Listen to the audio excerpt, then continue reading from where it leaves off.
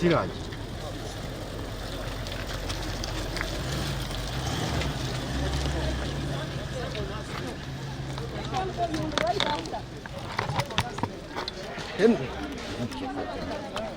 Luwa eno eraga nti baddamu ne batugerekera omusolo gwa $337,000 tigwe tulina okusasula banga bakikola mu mateeka then lwaki bampadde emmotoka yange bwe mbanga bamanja omusolo nga sinaba gusasula kubanga bwe banga ensegoberera amateeka baba bamanja omusolo tebalina kumpa mmotoka yange kubanga sasudde musolo naye bwe mba nsasudde omusolo balina okumpa emmotoka yange era ekyo njagala kiddemu kirage eggwanga nti wano tebagoberera amateeka bakola Museveni byayagala nze nkimanyi n'ensi yonna ekimanyi maaso g'amateeka tisibangibwa sente nemu nasasula omusolo ogwo gwonna ne Museveni nga bweri nti yenkola ye emmotoka yange bajinziriza naye ne bampandikira ebbaluwa nti naye tukyakubanja omusolo balinga abagezaako okunteeka ku lujegere nti kaakati bw'okola bye twagala nga tugikujjako nga tugikulekera bw'otokola bye twagala nga tugikujjako yengeri y'emu muzze mulaba ng'ababaka mwami Museveni basindika nga bajja balinga abagamba nti nyina kusooka kwogera ne Museveni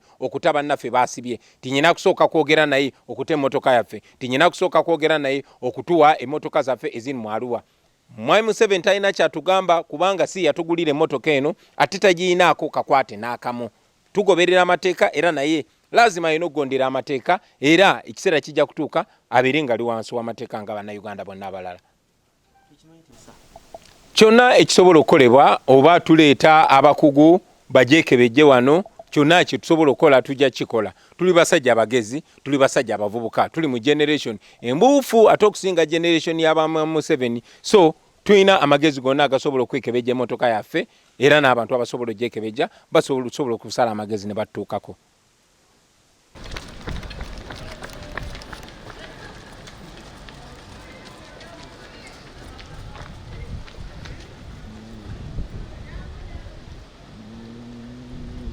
That is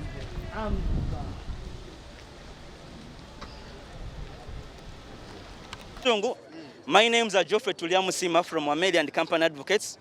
We are the lawyers for our principal, Honorable Robert Chagulanyi. We received a phone call yesterday that we should come and pick our car from URA, and today we have come indeed and we have received our car. We shall be informing the public on how all this came into existence within our next press conference. Concerning issues of money, concerning issues of how much and the conversations or the correspondences, we shall inform them. But so far we did not pay anything. Okay, thank you.